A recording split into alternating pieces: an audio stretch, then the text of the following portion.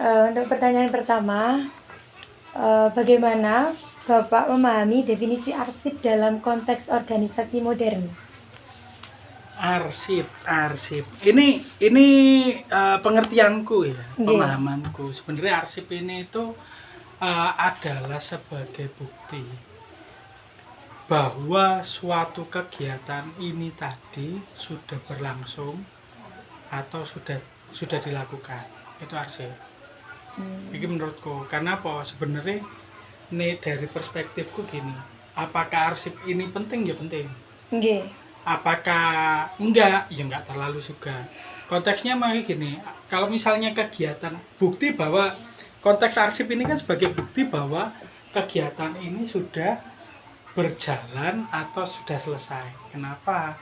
Kalau misalnya memang nggak ada bukti tertulis, bukti yang real, jatuhnya kan cuma opini. Nggih. Betul ya. Iya. Bukan sebagai arsip, sebagai data. Harapannya arsip ini tadi itu kan menjadi data bahwa oh ya ini loh udah ada kegiatan yang sudah berlaku, sudah berjalan, maksudnya gitu. Nggih. Oke. Ya. Pertanyaan kedua, apakah semua jenis media penyimpanan arsip fisik ataupun digital itu sudah dianggap sudah benar? Tergantung cara inputasinya. Ini menurutku ya Nggih, personal ya. nggih. Tergantung cara inputasinya. Maksudnya gini, kalau arsip ini sendiri ini targetnya seperti apa? Maksudnya apakah semua data itu penting? Enggak juga. Nggih. Ada namanya data sampah. Maksudnya apa? Konteks misal katakanlah oh kita pengarsipan di kegiatan bongkar muat. Ya kan? Berarti yang kita butuhkan adalah tonase di situ, kapan terjadinya dan lain-lain. Kalau misalnya ada tambahan data di dalam situ, kalau katakanlah tiba-tiba di dalam situ itu ada tulisan bahwa oh di tanggal sekian itu katakanlah misal ulang tahun karyawan siapa, kan jadi nggak relevan. Nggih. Maksudnya itu kalau konteksnya itu apakah pengarsipan ini tadi secara fisik atau digital ini apa namanya tadi? Medianya itu sudah dianggap benar atau Benar atau enggaknya ini ya tergantung target datanya apa. Oh, soalnya gini juga. Misal katakanlah bodomu ini bukti serah terima barang ke gudang. Kalau ternyata pengarsipanmu itu salah dalam artian oh berita acaranya ini salah atau mungkin jatuhnya berita acara pemuatan di gudang, padahal seharusnya cuman sekedar serah terima karena barangnya alasannya lebih, tapi tidak didefinisikan secara spesifik, itu juga bisa jadi salah. Gitu. berarti tergantung dokumennya itu nanti targetnya apa? Betul. Untuk pertanyaan ketiga, arsip apa saja yang dikategorikan sebagai arsip dinamis dan statis di MBU dan Pergudangan, Pak? Kalau dinamis, ini menurutku ya. Nggih. Kalau dinamis, pengarsipan secara dinamis itu kayaknya condong ke arah kayak perjanjian yang memang dari awal sudah ada dasarnya dan nggak bakalan berubah-ubah. Nggih. Gitu. Kalau misalnya kayak yang statis itu condongnya pengarsipan di ranah kegiatan operasional dalam artian bongkar muat. Kalau katakanlah kita bicara bongkar muat misalkan, apakah itu statis? Bisa dikatakan statis. Kenapa? Karena tiap bulan kan nggak bakalan sama dari segi tonasenya. Terus kayak kegiatan lain mungkin pengantongan kan nggak bakalan sama per bulannya, secara periodik bakalan berbeda.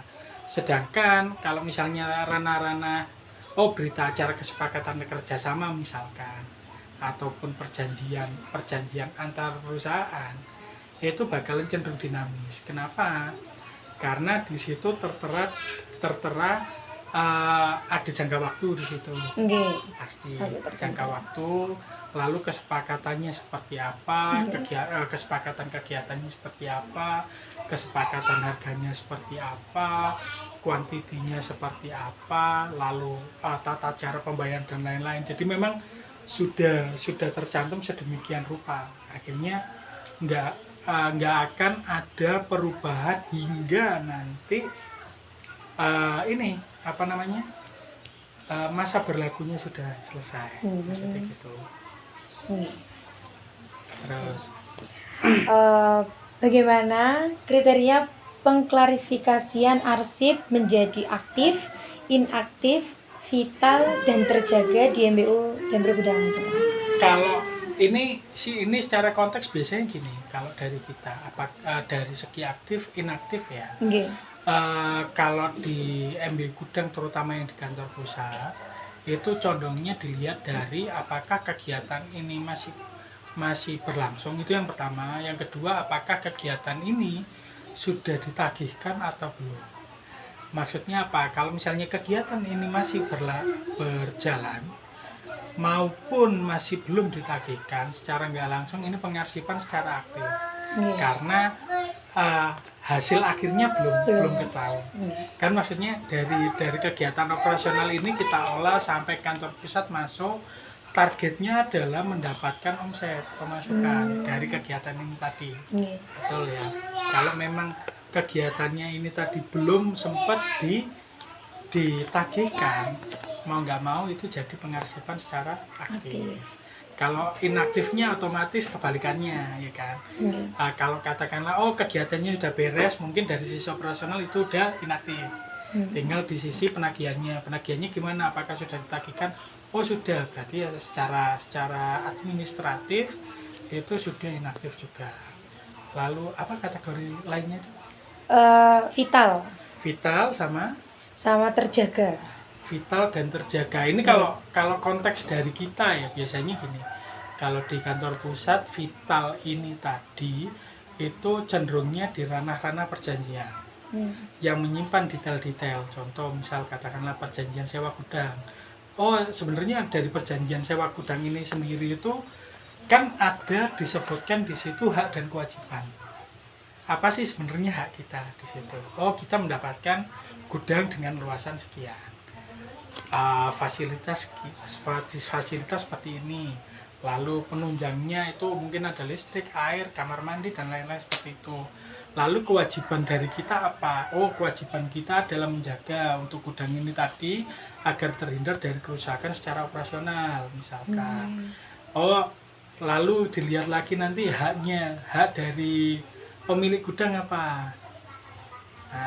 Haknya ini mendapatkan pembayaran sewa gudang dari kita karena kita sempat memakai gudang itu.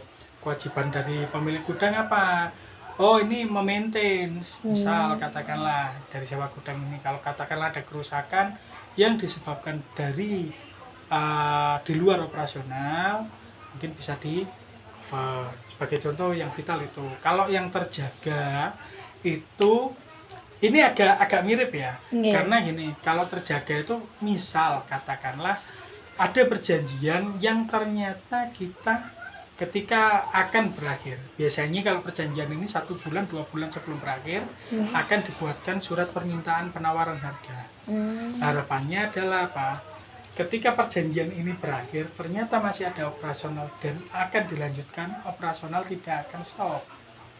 Karena ada beberapa user atau rekanan kita itu yang jadi kalau secara konteks yang terjaga itu misal katakanlah perjanjian ini tadi kan ada jeda 1-2 bulan sebelum berakhir, ini akan ada pengajuan surat permintaan penawaran harga. Harapannya itu agar nanti kalau operasional ini tetap berjalan, ini nanti nggak stop. Jadi konteks terjaga ini tadi itu dilihat durasinya seperti apa. Lalu nanti kalau katakanlah ada klausul-klausul yang sekiranya ini diperlukan di waktu mendatang, itu kita bisa tetap memantau sebenarnya ini konteksnya ranahnya kemananya gitu. Dari klausul-klausul itu. Iya, betul.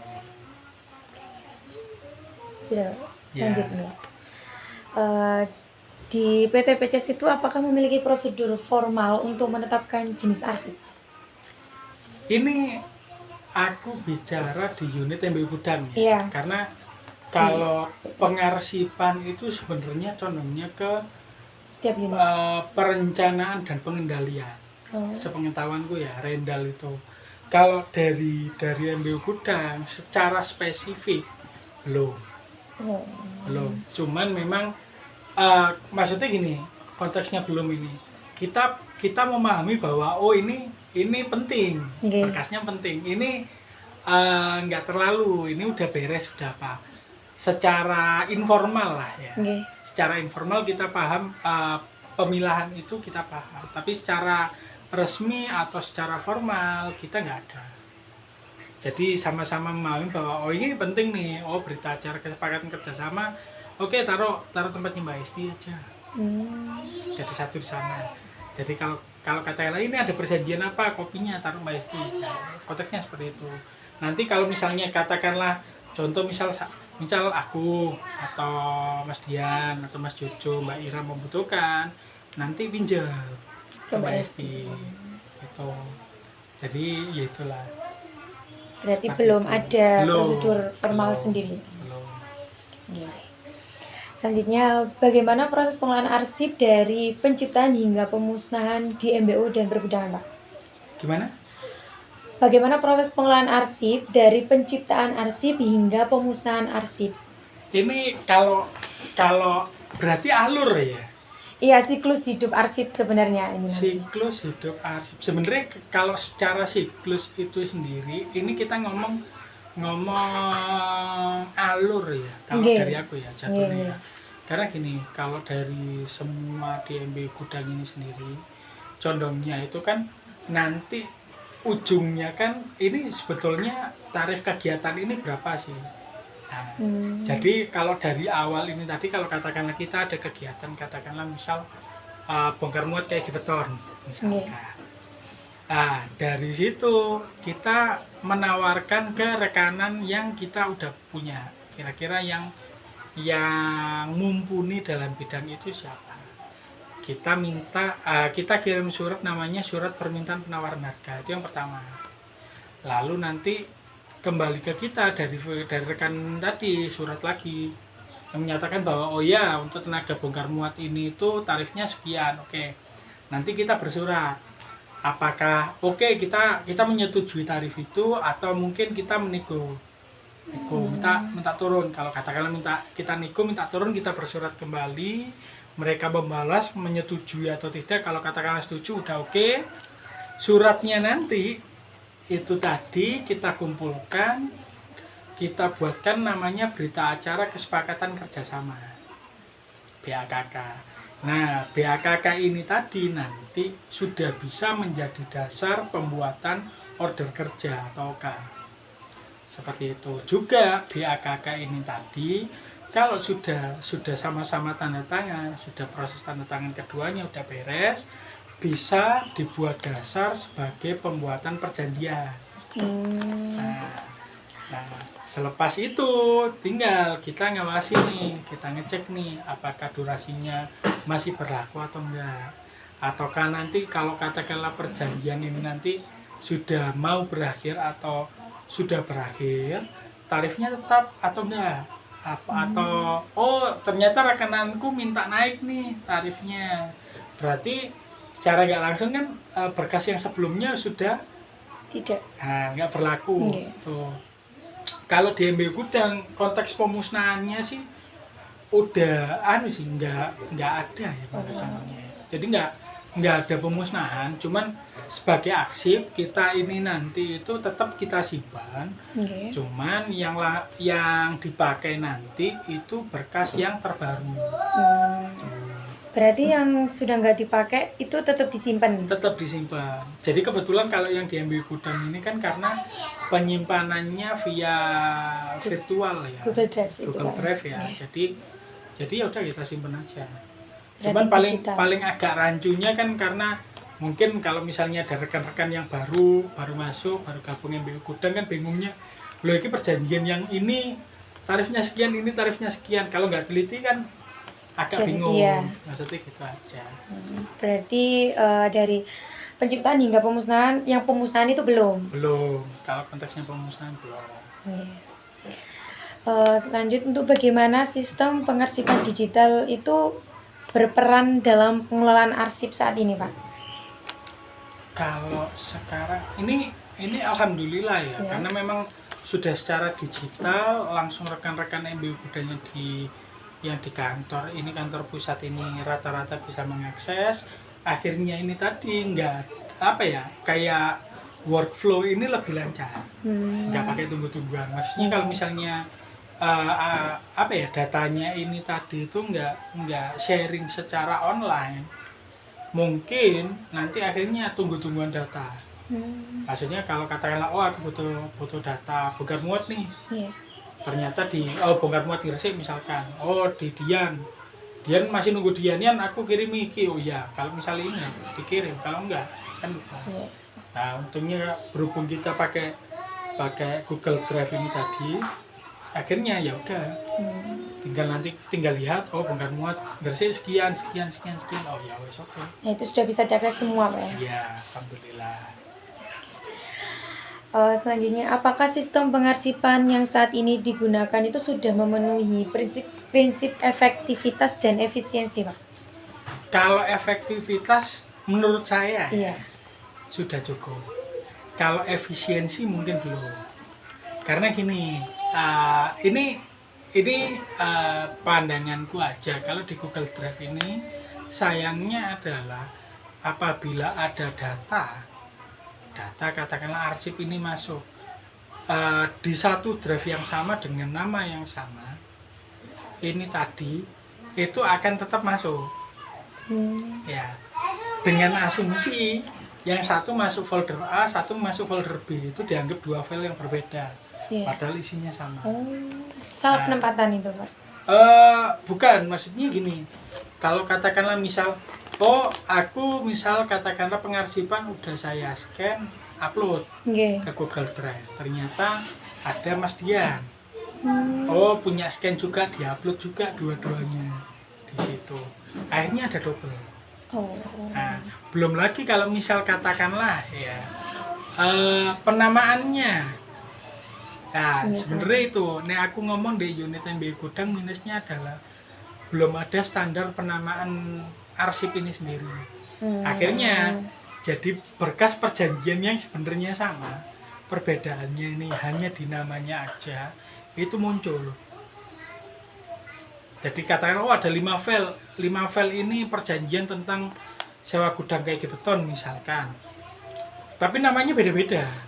Katakanlah di depan nih yang pertama ini sewa gudang kayak beton misalkan, yang kedua sewa gudang kayak beton 2025, padahal isinya sama. Kalau yang ketiga ternyata dalam kurung nomor surat sewa gudang kayak beton, nah itu akan keluar juga semua sama. Minusnya itu Penamaannya itu. penamaan. Kalau misalnya ini menurutku ya, kalau misalnya fisik seharusnya kan enggak. Iya. Iya, kalau fisik. Karena memang kelihatan lagi podo ya wis. Nggih. Kan. Kalau digital minusnya memang itu. Nah, penamaannya. Nah, penamaan. Jadi kalau memang belum ada standar penamaan yang tepat, ya minusnya itu. Soalnya semuanya ngakses ya, Pak ya. Betul. Semuanya ngakses. Dan alhamdulillah punya rasa tanggung jawab yang tinggi juga teman-teman. Akhirnya itu iki wis dimasukno drive nggak ya, dicek, mungkin ngeceknya perjanjian apa enggak keluar ya wis upload. Berarti belum ada ya penamanya. Nah, seperti itu. Iya. Lanjut Pak. Apa saja kendala yang dihadapi dalam sistem pengelolaan arsip itu tadi Pak ya? Iya. Yang digital. Betul. Yang fisiknya? Kalau yang fisik itu kita ini minusnya ya, kalau misalnya antar unit mungkin kita ada tanda terima.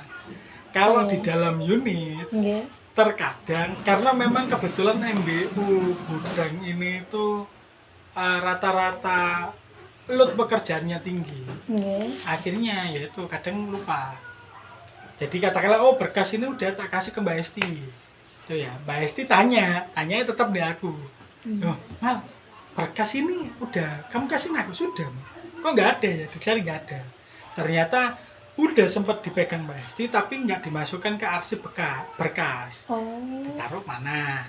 akhirnya lupa. Taruh mana ini maksudnya tetap mejanya dia. Tapi nanti Tapi kecampur nggak ngecek, sama. kecampur. Oh, Ya iya, sudah. iya.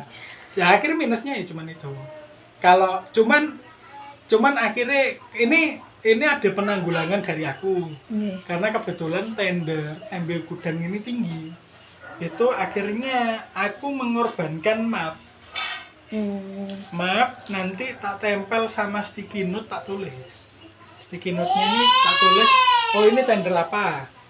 Tak jepret, berkasnya di situ, tak masukin ke order. Order sing tinggi. Nah, wis itu. Jadi harapanku adalah nyari oh iya iki tender kayak beton misalkan. Nyari kayak gue kayak GP sudah. Gitu. Itu Bapak sendiri. Iya. Yang lainnya belum. Kalau yang lainnya karena memang apa ya? Condongnya ini itu ranahnya cuman ke BAKK, terus perjanjian user, baliknya ke Mbak Esti udah. Palingnya minusnya ya itu tadi karena memang nggak ada tanda terima akhirnya Itu ya sudah. Oke. Itu minusnya di fisik Pak ya? Iya fisik. Terus ini bagaimana evaluasi yang dilakukan untuk menilai efektivitas sistem pengarsipan di bidang MBU dan pergudangan Pak? Ya apa? Bagaimana evaluasi yang dilakukan untuk menilai efektivitas sistem pengarsipan di bidang MBU dan pergudangan? Ini sebenarnya kalau pertanyaan ini itu aku jawab ini kayak terlalu bukan ranahku ya sebetulnya. Karena penilaian efektivitas ini memang aku bisa merasakan.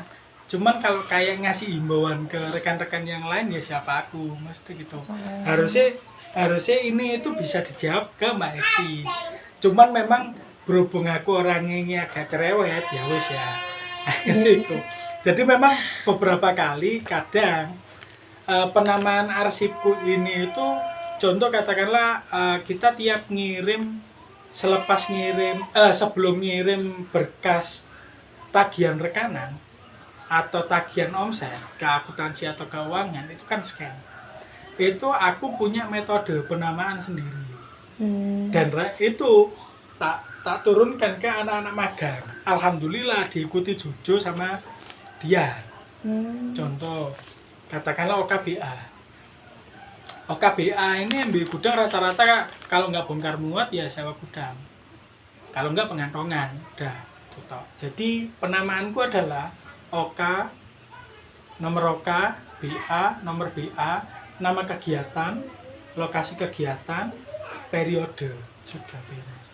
Itu udah mencakup semua seharusnya. Akhirnya sebagai contoh misal OK 1047, BA 2056, HI konteksnya bongkar, handling in, HI Beranti, lokasinya di Beranti, periodenya April 2025. Udah cukup. Kalau katakanlah, oh aku pengen tahu secara cepat, tapi aku nggak ngasih itu karena mau nggak mau nanti kan dilihat kelengkapannya, mau nggak mau buka, jadi nggak akan tak cantumkan kuantitinya, kecuali kalau ke keuangan nanti modelnya sama MMC, tulisanku MMC, sebenarnya ada SOC sama MMC, tapi yang tulis MMC berapa? Oh sorry, STO, nomor STO,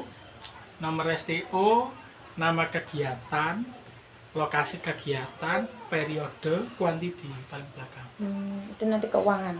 Itu yang keuangan. Itu. Kalau selain keuangan berarti yang tadi awal itu. Akuntansi. Itu masuknya akuntansi. Jadi masuk berkas pengarsipan berkas yang condongnya penagihan ya jatuhnya. Itu modelnya gitu. Lanjut Bapak nih. Dari konsep siklus hidup arsip yang meliputi pembuatan, pemeliharaan, penggunaan arsip, penilaian arsip, dan pemusnahan arsip di MBU dan pergudangan itu sampai mana Pak? Dari 5 itu tadi. Yang jelas nggak sampai penilaian arsip. Berarti sampai penggunaan arsip saja? Penggunaan aja. Karena konteks penilaian ini kita belum ada metodenya untuk menilai. Maksudnya konteks apakah arsip ini berguna atau enggak atau apa kayak gitu toh. Itu belum ada. Terus pemusnahan mungkin karena kita ini digital, maksudnya di drive, akhirnya ya nggak ada. Yang fisik itu dibiarkan disimpan gitu. Kalau yang fisik itu biasanya kalau memang periodenya sudah habis, kan ordner nih 2024 katakanlah periodenya sudah habis, yang di dalamnya ini rata-rata sudah habis semua, nanti dipindahkan ke gudang arsip, mentoknya gitu. Ya sampai dimusnahkan. Cuma disimpan. Cuma disimpan. Cuman kalau misalkan katakanlah nih, ini satu ordner 2024. Katakanlah ada satu perjanjian yang masih hidup. Ya udah masih di unit. Gitu. Tetap disimpan gitu. Nanti kita buka ordner lagi tahun 2025 mungkin ada perjanjian baru atau apa ya? Kayak addendum dan lain-lain kayak gitu. Terus apa saja jenis arsip yang umumnya dihasilkan oleh unit MBO, Pak? Jenis arsip yang dihasilkan oleh unit MBO itu biasanya itu condongnya ke berita acara. BA, modelnya BA. Entah itu berita acara kesepakatan kerjasama, berita acara pemakaian, berita acara kegiatan, rata-rata gitu. Nanti hasil dari berita acara itu biasanya jadinya macam-macam. Bisa jadi berkas penagihan, bisa jadi berkas untuk legalitas. Dari BA itu tadi, Pak? Ya. Lanjut, Pak. Ya. Apakah ada standar atau pedoman tertentu dalam proses penciptaan arsip? Standar atau pedoman tertentu itu biasanya kita ngikutin arahan dari tim legal. Rata-rata gitu. Rata paling basic itu ngikutin arahannya tim legal. Cuman ada beberapa itu kita ngikutin arahan dari Rendal, pengadaan sama keuangan. Contoh, pencantuman ini tagihan akan dibayarkan secara tempo 30 hari. Konteks tulisan itu ya. Tagihan akan dibayarkan tempo 30 hari setelah berkas lengkap diterima bidang Rendal PT Petrokopindo Cipta Selaras. Itu secara regulasi requestnya pengadaan. Harapannya apa? Rekanan yang bekerja sama dengan kita memahami sudah dari awal bahwa tagihan ini tadi terhitung akan dibayarkan secara tempo terhitung apabila berkasnya sudah